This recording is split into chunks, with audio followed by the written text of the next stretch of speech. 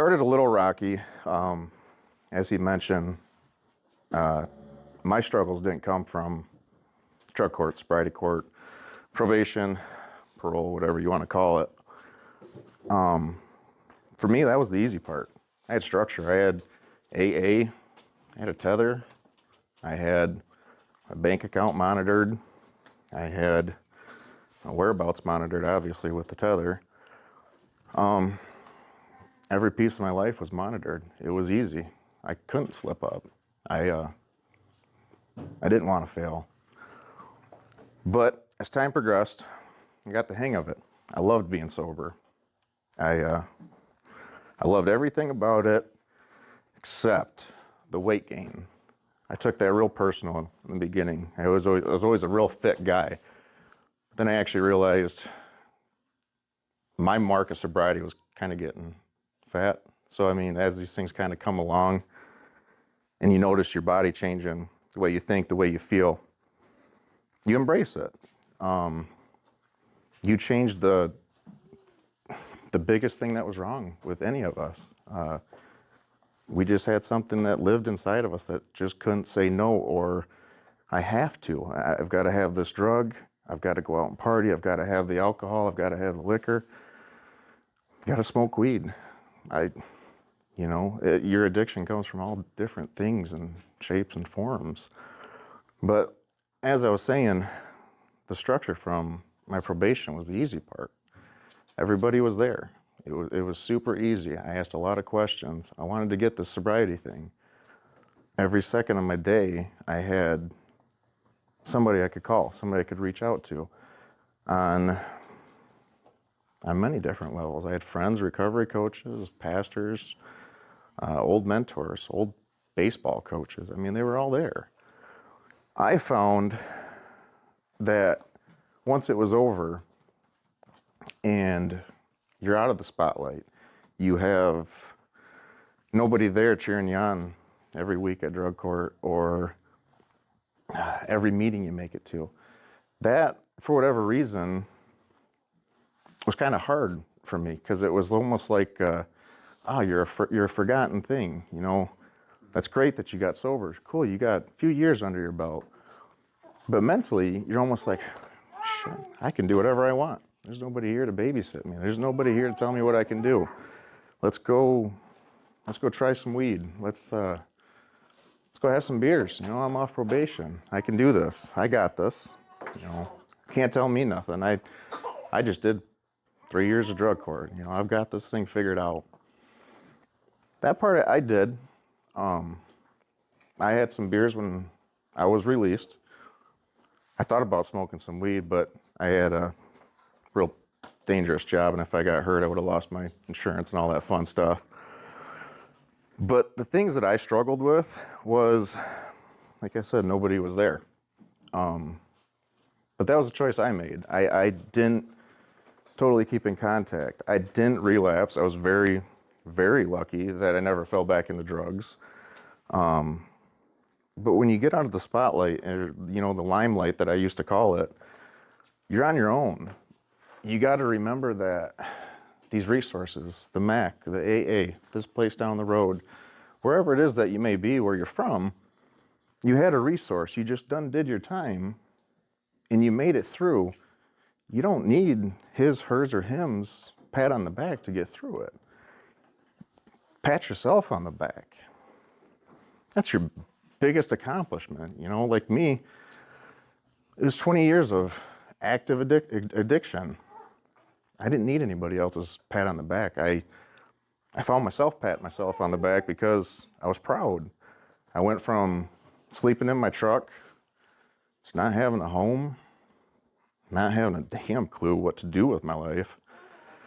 But I had a job, and I had all sorts of support around me. And well, fast forward real quick to 3 years after I had gotten in trouble, bought a house, which was just phenomenal for me. I mean, I lived in my truck. Like, until you've laid across the bench seat of a truck, it sucks. You got a seatbelt poking you in the back. You got no food. I mean, if you can't tell, I'm a big guy and I like to eat. I mean, flat out. I was hungry. I told myself, I was never going back. And here in 2 months, I can say in 5 years, I've never gone back. You know, that's a damn good feeling. It it is. That's a pat on the back.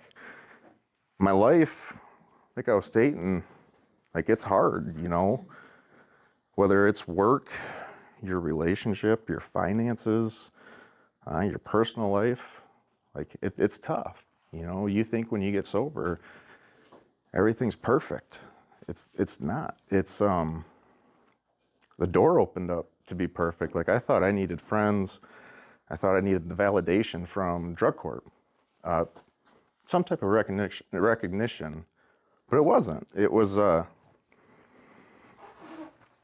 finding every coping mechanism I was ever taught and handed to me to make it through those difficult times. For instance, since like living what I refer to as like the world's best 3 years of my life, had a baby, got a great job. I mean, I was making more money than I knew what to do with. Had a great place to live. Hadn't bought a truck or anything like that yet, but I had a great life. I landed on my feet with a great job where you can make literally as much money as you want, 7 days a week or however you may spend it. There for a while, I tell some close friends that, you know, when you're getting sober, occupy your time. I should have maybe deciphered that a little bit better because I was chasing, in my head, $100,000 a year. Had to have it. That'd be so cool to have all that money, pay off all my bills and yada, yada, yada. It wasn't. All it did was just break my body down. I mean, beat the shit out of myself. I needed enough money to pay my bills. And in my head, I thought I needed enough money to spoil my fiance, spoil my daughter, fix the house up to make it perfect. I needed to have a $20,000 bathroom instead of a $2,000 bathroom. I lost focus of what happiness was. I was trying to buy my happiness. So we're going to skip a few parts of my little journey and we're going to fast forward it to just 2 months ago. Called off my wedding. Had a beautiful venue paid for. Called the stuff for the honeymoon and so forth. I was driving to work one morning. It was a Saturday morning. And for whatever reason, driving this brand new truck, absolutely nothing wrong with it. All of a sudden my mirror flops to the side and it's staring right at me. I didn't like what I saw. I mean, I didn't. I have a great life. I have nothing to complain about. But I wasn't happy. I wasn't happy with my life. I wasn't happy the way I was living it. I remember a time when I was happy sleeping in a truck, having $20 left over after I paid my bills to go get Burger King and some ramen noodles. So I continued the drive on my way into work, loaded up my toolbox, put it in the back of my truck, drove home with a plan in my head. That is all I had. I had a plan in my head. I said I wanted to find a reason to smile again because I was miserable. I was miserable. Chasing money, never home. I watched my poor daughter walk, talk, and crawl from my office. That sucked. That sucked. Made me feel like a piece of shit. I wanted to be home more. You know, like I said, I had lost my fiance. I was watching her grow up through my phone. Couldn't have it. Had a plan in my head though. I said, you know what? It's been a long, long time since I bet on myself. I threw a Hail Mary of a job application at a job. It's a shop supervisor working directly with the engineers, where I can use my brain, not so much my back anymore. Before I got home from Grand Rapids, they called me on a Saturday. Like, this is some BS. There ain't no way this place is calling me. They said, hey, can you stop in on Monday? I said, yeah, I'll be there. I don't have anything to do. They don't know that I just quit my job. No idea. So, rolled into this interview. By the grace of God, I nailed it. I mean, I fucking hit this thing out of the park. We'll do a little backstory. My God, this place just, it's not a fancy shop. It's not nothing. It was offering me 40 hours a week, good money. I could be home more in less than 1/3 of the drive I was making back and forth to Grand Rapids. So, we'll fast forward a little bit, landed a second interview. These folks were rather impressed. They kind of wanted to make sure that they weren't seeing into like the headlights or something, so they had AutoCAD sitting out on the computer for me. They had steel sitting out. They wanted to know if I could weld.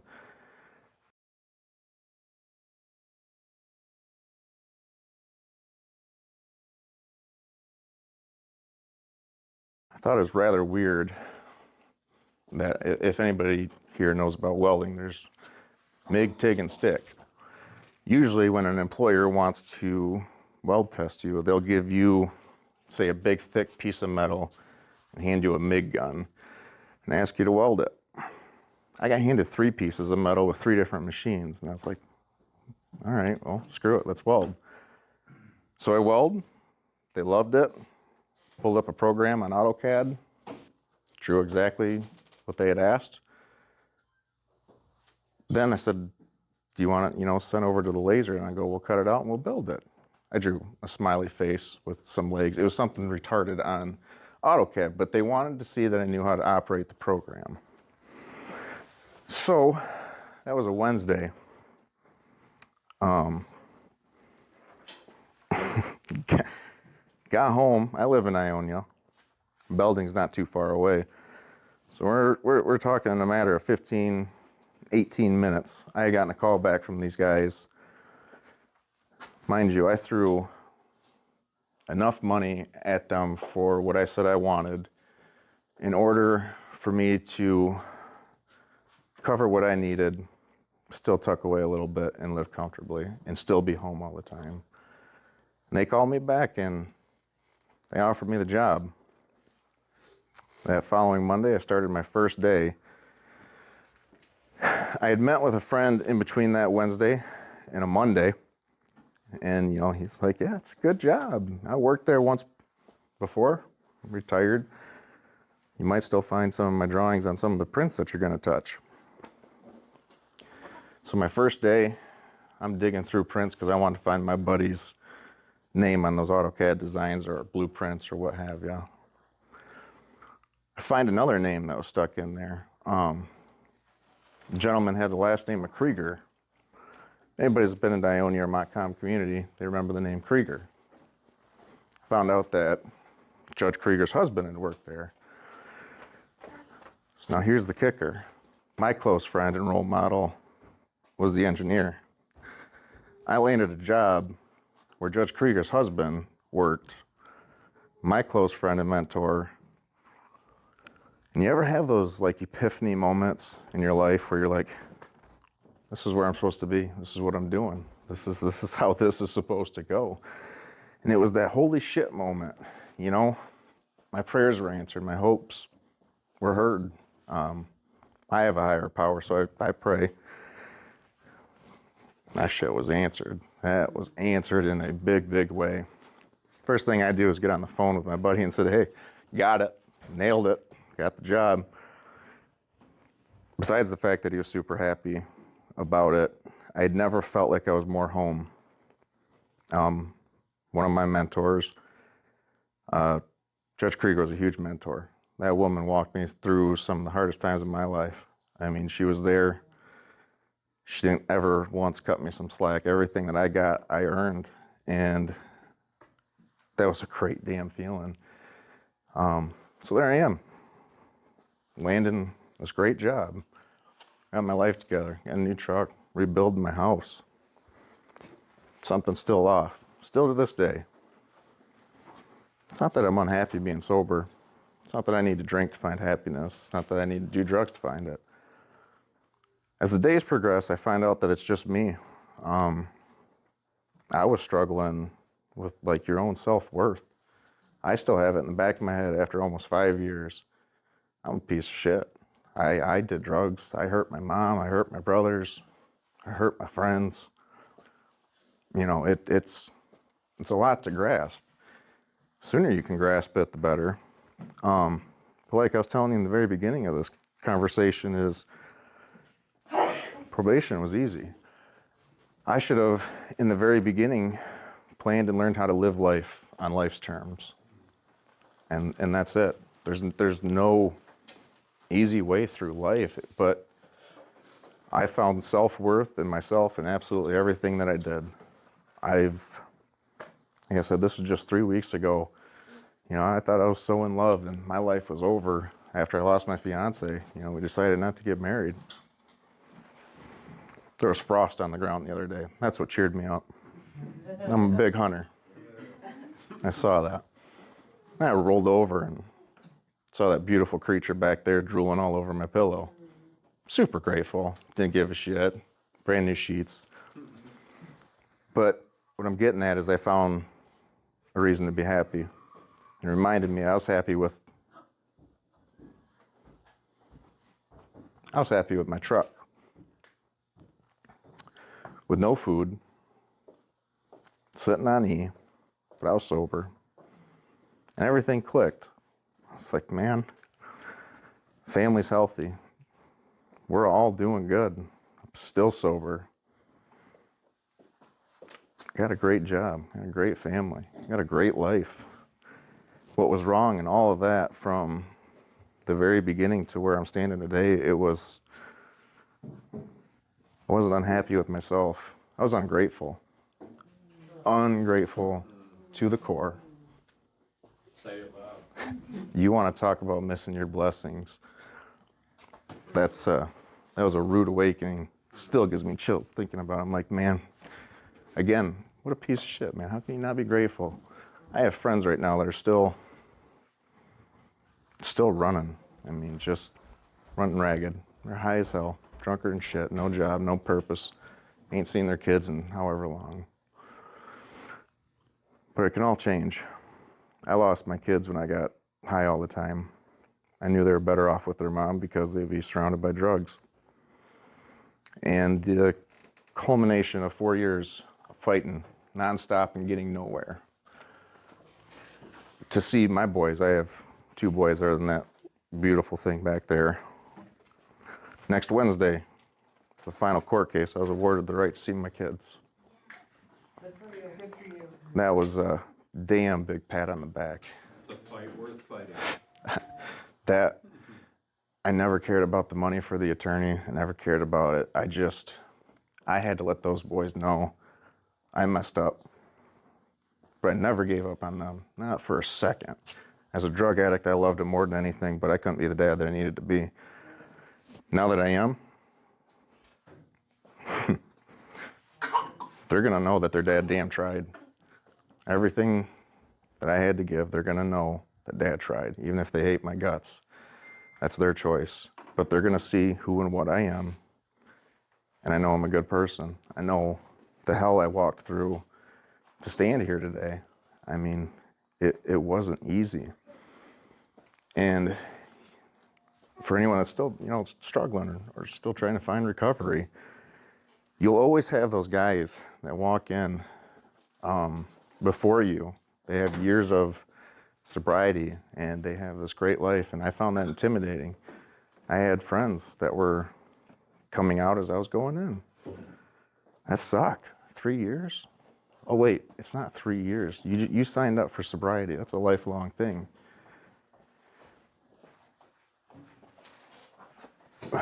What I'm getting at is nothing in life is easy. But there's a few things that can really change your perspective. That's being grateful for standing on 2 feet having a roof over your head, food in your belly. You can be hungry, but you're not starving. Things can only get so bad. After every storm, the sun comes out. You have friends, you have family. And if you don't have those things, you have people like these two, resources. Amen. They are here, and they are here to help. I'll be the first to tell you, I thought they were full of shit. I was getting booked out of jail almost 5 years, well, actually just a hair over 5 years ago. There's this big, bearded, burly dude sitting next to me as I'm withdrawing off heroin. Says, hey, how you doing? Not good. Not good at all, man. He's like, well, it gets better. Me totally blowing him off because I know I just got bailed out and I know I got shit at home I'm about to do. First thing that came to my mind when I got out of jail after getting bonded out was you just don't get it. You don't get it. You just got bonded out of jail, a needle hanging out of your arm, and you're still going back to it. Like, what's it gonna take? I kept thinking I was gonna have this epiphany moment that just one day, I'm gonna figure this out. I'm gonna want to get sober. Not with me. You know, like I said for everybody, this is my story. I never wanted to get sober. Not until I found a reason. I prayed millions of unanswered prayers. No ambition, nothing. You know, one day on Holly Highway, I was driving here. And it clicked. Something inside me said, try it. What do you got to lose? Tried everything else. Hell, you threw it in a spoon, cooked it up, threw it in your arm. Why not try this? Why not try doing nothing? Letting the process happen.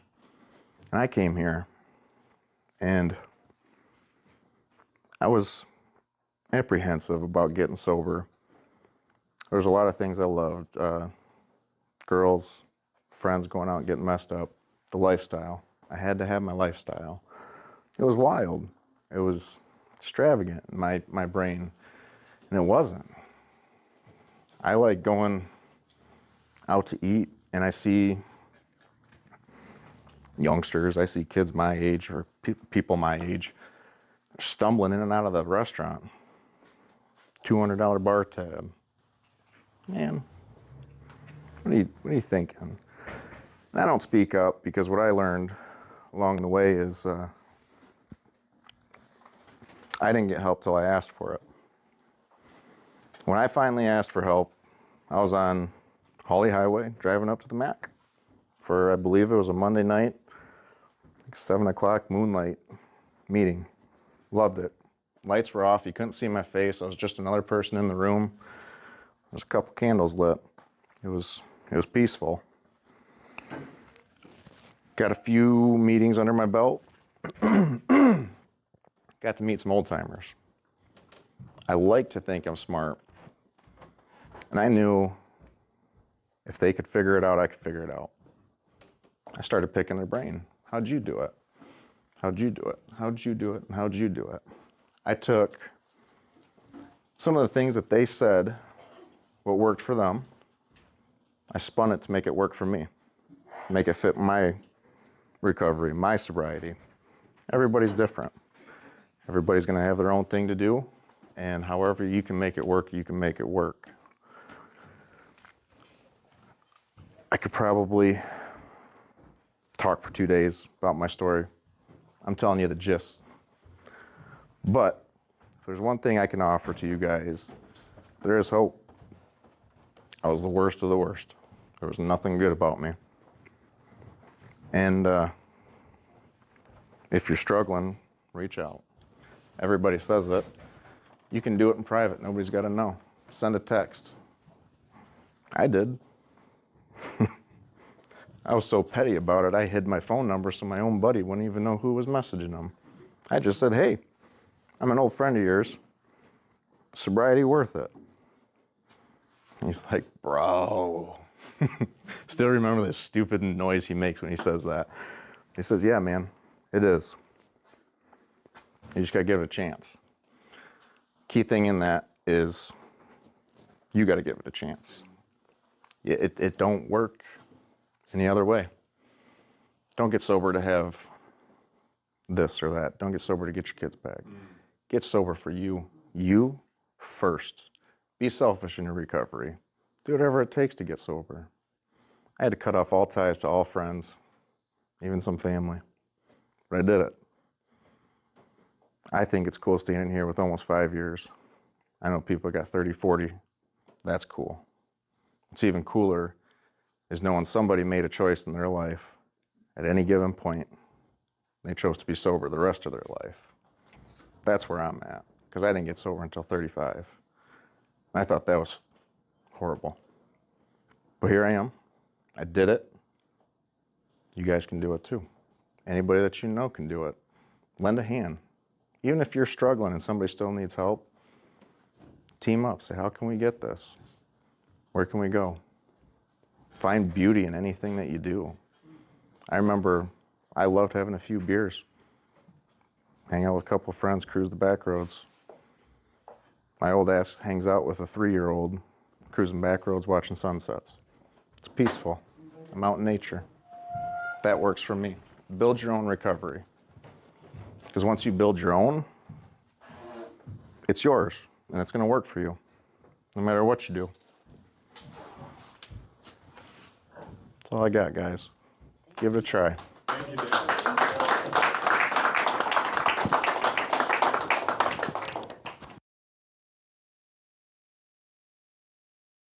I took every ounce of pain, every horrible thing happened in my life or to me. I embraced it. I felt every ounce of that weight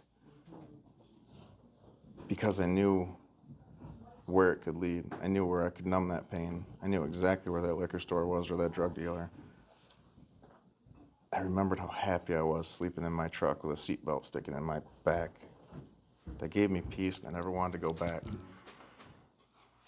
You know, my mom's pretty elderly, but I made her a promise that not she would die one day knowing that I was sober, but I would die one day knowing that I was still sober. So no matter what comes your way, we know we're going to have problems. We know we're going to have heartfelt issues. You're going to lose your girlfriend or fiance. Maybe not, but you might. How are you going to handle it? You got to be ready in the back of your mind to know that you can overcome everything. There's nothing that is thrown at you that you cannot overcome. Physically, mentally, emotionally, or even financially. There's nothing. It's all there. Resources for every single thing. You guys got any questions? Perfect. Thank you again, That's Dave. great. My pleasure.